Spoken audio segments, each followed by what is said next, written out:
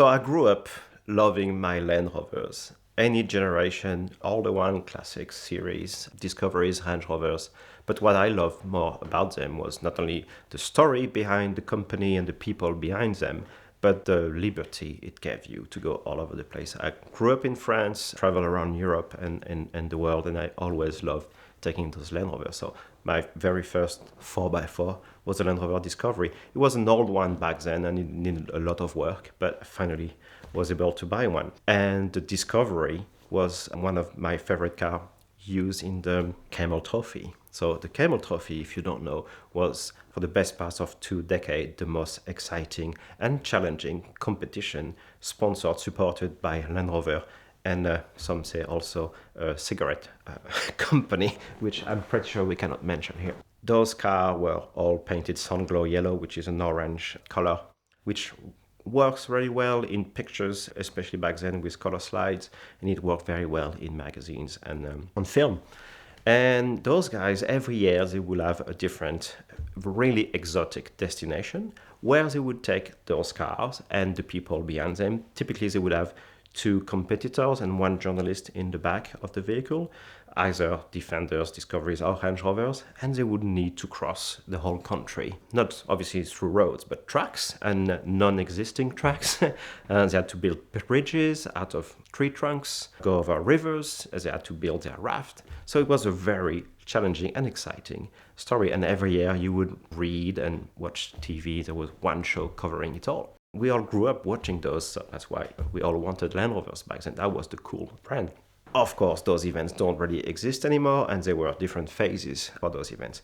The very first adventure Land Rover actually did, well, lots of explorers actually traveled the world, and some may argue that the first vehicle many people saw for the first time was a Land Rover, probably a Series 1, Series 2. The major adventure was done with 2 classic Range Rovers. It was called Darien Gap Crossing, so going from North America to South America, going through the Darien Gap, which is not only challenging because of the geography, it's just mud pretty much, but also the people there are not really keen to see people crossing. A lot of commerce happens over there and they don't really want tourists to go. So I don't think anyone else has done it since.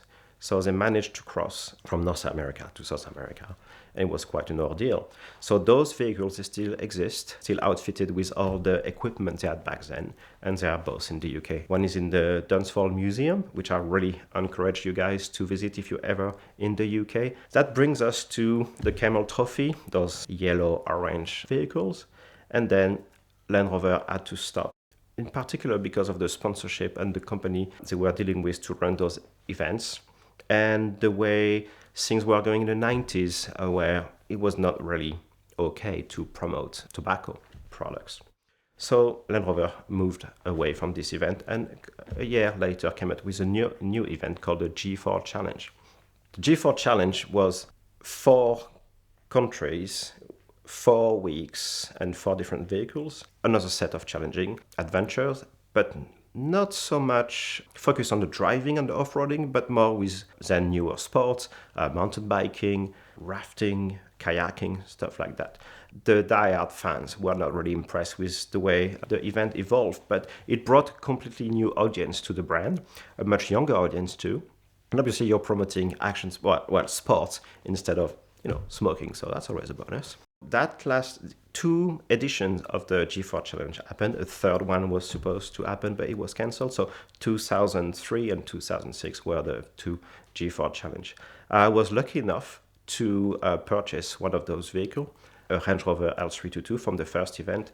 So the first G4 Challenge happened in America on the East Coast, then in South Africa for another week of event and challenge, then in Australia, and then back to the US in Las Vegas. So the vehicle I got was a V8 Range Rover L322, 2003, and it was fitted with all the roof rack, the tires and everything. But it had been used and abused a little bit, so I went into restoring it and respraying a part here and there and eventually taking it to bits and just respraying the whole thing. And the thing is, I was lucky enough to be able to travel around Europe taking it on adventure. And again, never had any issue with it. Maybe a random fault, and I would use a little device that just get rid of the fault. And one time the air suspension was acting up, and another time the low gear would not go back in high gear. But this device solved the issue and made it home. I mean, I would have gotten the car because I loved it. Not only the Range Rover, this generation L322, but also the G4 Challenge in general. So it was fantastic. And coming from outside of the UK, I never imagined I would ever get one of those vehicles. So it was fantastic to get this one. And then in between the Camel Trophy and the G4 Challenge, Land Rover came up with another event. But it was more of an internal event to get the dealerships around the globe to compete against one another. It was called the track. Land Rover designed several discoveries for the track and a handful of P38. Some of them were in America, and only one was made for South Africa. And this car was really well known in the Land Rover community, but I was lucky enough to buy it from the first owner that got it after the event. Same thing, it needed some work, as all Land Rover, in particular P38s, need. And I really enjoy owning it and restoring it and putting it back in its former glory. And then I moved on from it and got another L322, a very unique one. Nothing to do with those events, but still a one-off.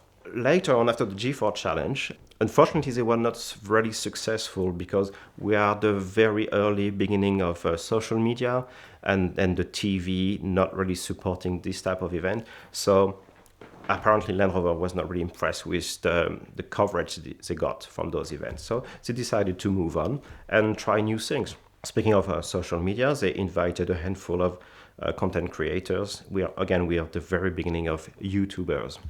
And they decided to bring the then new L405 Range Rover and go from London to Mumbai in India through tracks and roads. So they called it the Silk Way.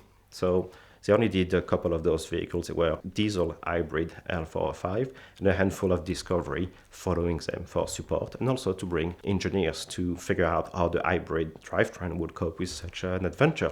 And those vehicles, they were never sold on to the public. So my plan was to get a L405 Range Rover, same color, gray, and then fit it with all the equipment it would have required because there was no way to buy one.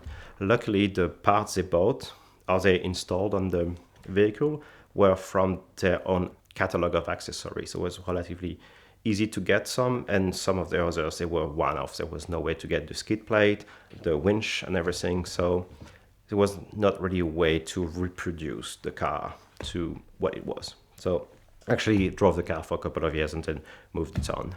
There were probably over 100 Camel Trophy cars. Most of them, unfortunately, were destroyed or badly damaged.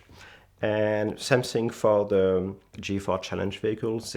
Some of them were auctioned off, so a lot of them got all their equipment removed, and some were resprayed. Unfortunately, some of the iconic orange G4 Challenge car were resprayed black or silver and moved on. So luckily, there is quite a few clubs involved with those vehicles, and they are restoring them, bringing them back to their former glory.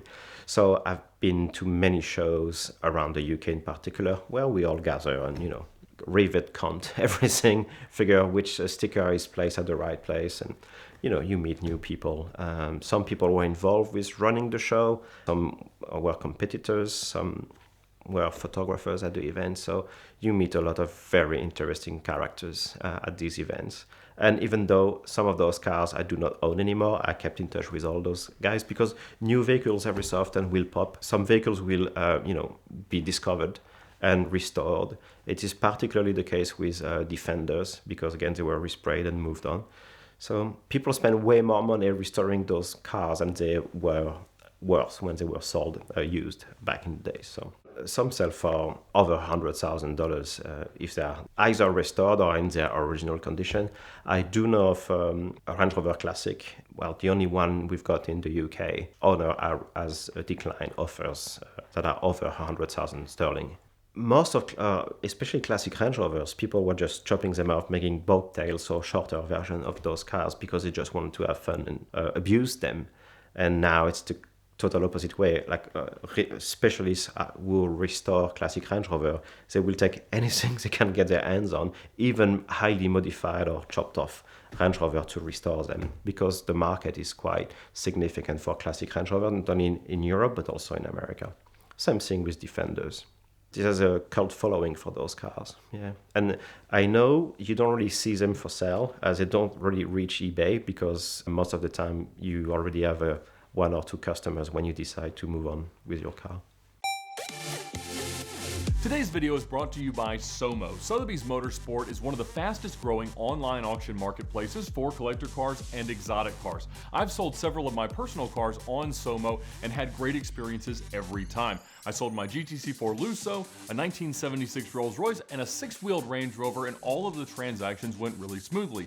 From submitting the car all the way through the auction to the final bids and everything else that you want, they managed everything to make sure that the auction went as perfectly as it possibly could. They talked to me, they talked to the bidders, and everything worked out wonderfully. I know that you'll love them as well. So whether you're looking to buy a car or sell a car, check them out now at the link in the description below and find your next car on Somo.